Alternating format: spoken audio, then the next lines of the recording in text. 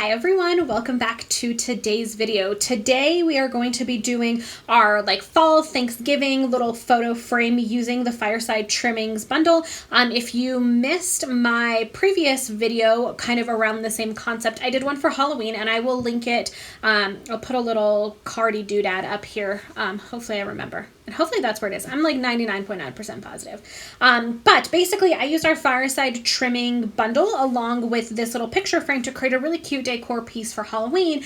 And because of how versatile the Fireside Trimming bundle is, you can really easily transition this basically throughout the end of the year for the different holidays and even beyond that. So that's what I'm going to be doing today. I'm also going to do a follow-up for Christmas and show you guys that. But for today, we're going to focus on Thanksgiving, fall, whatever you want to kind of use it for. I definitely did Thanksgiving, as you can kind of see, since we are now in the middle of November.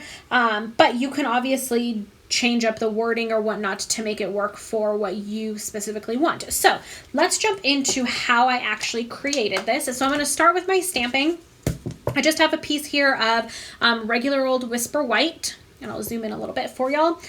So the two ink colors that I'm going to be using today are Early Espresso and Soft Suede. Soft Suede I'm going to use for the fireplace, and then Early Espresso I'm going to use with this little wreath to do the wreath outline.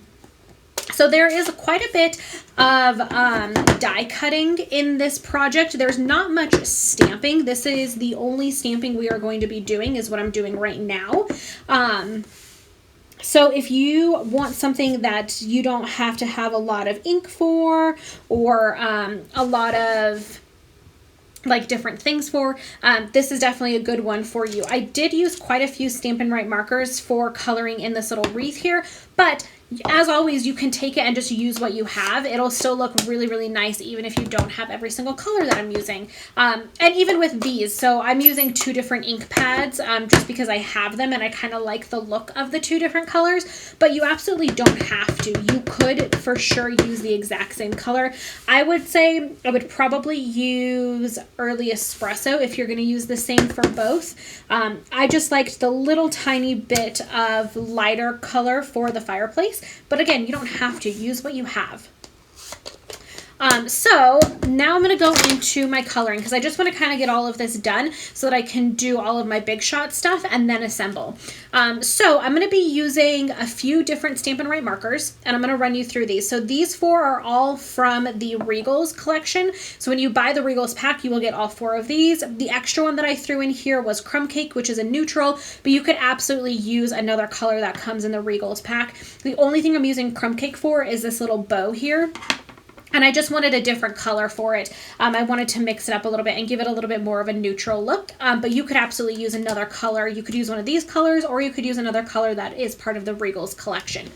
So all I'm going to do is I'm going to use my brush pen or my brush tip. And I have, let me see, I have Cajun Craze, Cherry Cobbler, Crushed Curry, and Pumpkin Pie are my four Regals that I'm going to be using. And I am just going to randomly go in here and color in these leaves. The way that I kind of do this is in patches. So I will do like a patch with one color and then I'll go in and I'll fill in with the next color. And I'm just very random and kind of messy with it. I'm not trying to make it super exact and super precise. I'm just kind of going in willy-nilly to fill this in. And you'll see when you start to color with these various colors, they all go really, really nicely together and they play off of each other really nicely as well. The Cherry Cobbler and Cajun Craze really bring a depth to this because they're the darker shades. And then the Crushed Curry and Pumpkin Pie really kind of help lighten up the whole project. So I'm just going to continue to color all of these little leaves. As I was mentioning, when I get to the very end of this bow here, I'm going to color in with my Crumb Cake marker that I grabbed also. But again, if you don't have Crumb Cake, use something else. So I'm just going to continue to color this really quickly and then I will be right back.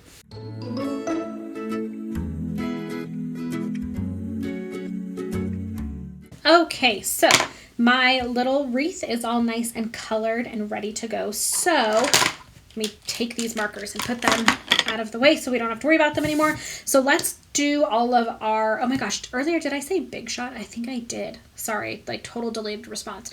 Let's do all of our die cutting. So I'm going to bring in my cut and emboss.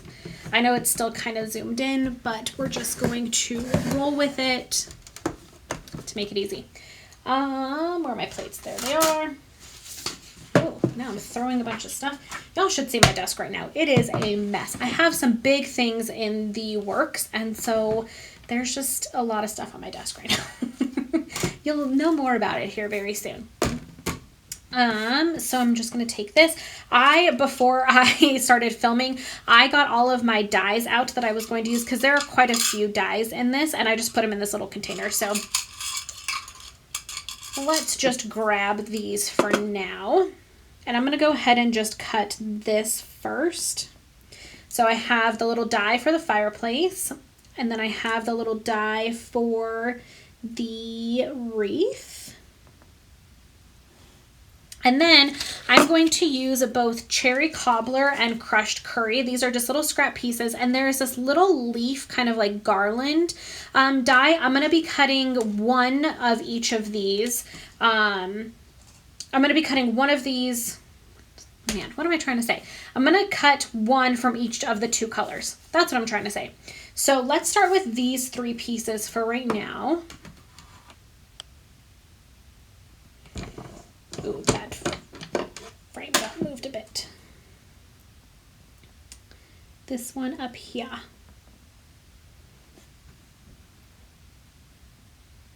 Okay, there we go. That should be better. That leaf looks a little off, but that's okay. Okay. Oh no, that was basically perfect. So I'm going to set these off to the side for right now. We'll come back to them in a moment. Then what I'm going to do is I'm going to take now my piece of cherry cobbler, and I'm going to put my little leaves there.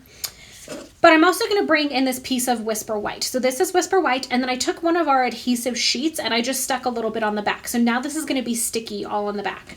I'm going to take some of our dies here, and these are from the Playful Alphabets. It's just alphabet dies. And I'm spelling out the words give thanks because that's what I want to put on my little frame. And so I am just going to place all of these letters all over here so that when I cut them out, they will be all sticky on the back, and it makes it really, really, really easy to assemble this project. So stinking easy, it's not even funny. So there's that. The cool thing about give thanks is there are no duplicate letters. If there were duplicate letters, you would just have to cut twice, but there aren't in this phrase, which makes it really, really nice. I've shown this technique before with other things, but you could do it with any dies. I do this all the time. Basically any dies you can turn into something that has adhesive right on the back. It makes it really easy, especially for little pieces like this. It makes it really, really easy to work with. So now all we're going to do is some assembly. So I'm going to just kind of take all of my pieces out, show you guys everything that we ended up with so you guys can make sure you're on the same page if you're following along. So we now have two kind of leaf garlands, these, and then our wreath. Ooh, you cannot see that. Our wreath, our fireplace, and all of our little letters. Really, really fun and easy. So I'm going to go ahead and assemble a bit the little leaves and our fireplace. So what I'm going to do, these are very, very delicate, I would say is probably the right word to use. You don't have to be too careful with them. They're pretty sturdy, but just know that there are a couple pieces that could possibly be a little wobbly. And all I'm doing is kind of taking them and interweaving them with each other, I guess. So I'm kind of starting here in the middle like this. And then I'm just kind of taking other little pieces and twirling them around like so that I kind of end up with this really fun look where it looks like all of these little pieces are kind of intertwined together. Then I'm going to take a couple of glue dots, and you don't have to do this. You could just set it right on top.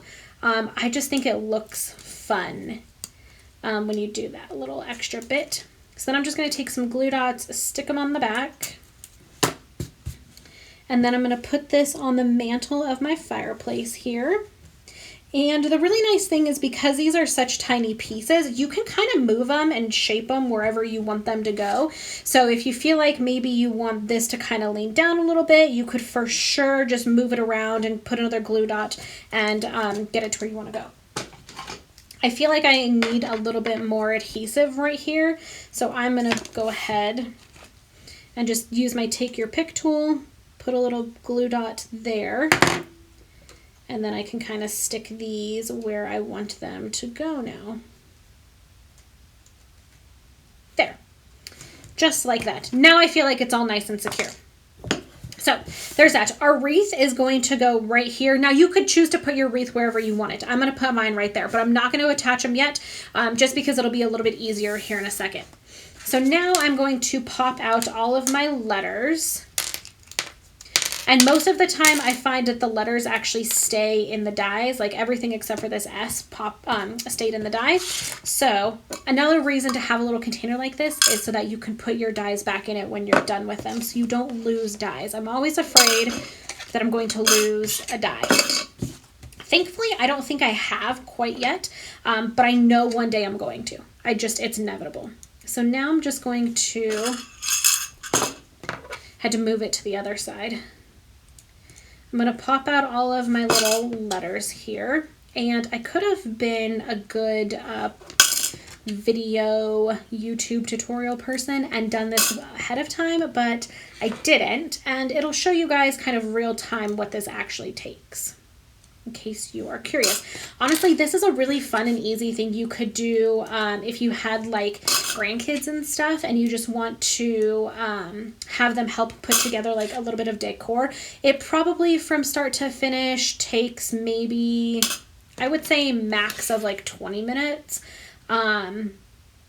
It may take a little bit longer if you have some like little helping hands, but overall you're probably looking at 20-25 minutes to put this together start to finish. So now what I'm going to do is I have this piece here, and this is the Gilded Autumn Designer Series paper. It's so pretty. It's foiled. It's gorgeous. Normally it kind of goes like this, where like the pattern kind of goes up, but I turned it sideways and I really love the look of it. So that's what I'm going with. And now all I'm going to do is I'm going to take all of my little letters and I'm going to kind of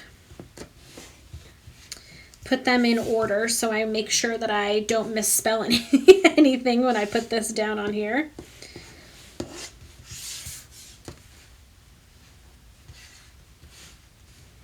So I have those and I'm going to scooch those off to the side. So I'm actually going to start with my lettering, and I'm going to start in the bottom right hand corner. And again, you can mix this up. If you want to do it in a different order, you for sure can. This is just what I kind of liked and what I thought looked nice to me.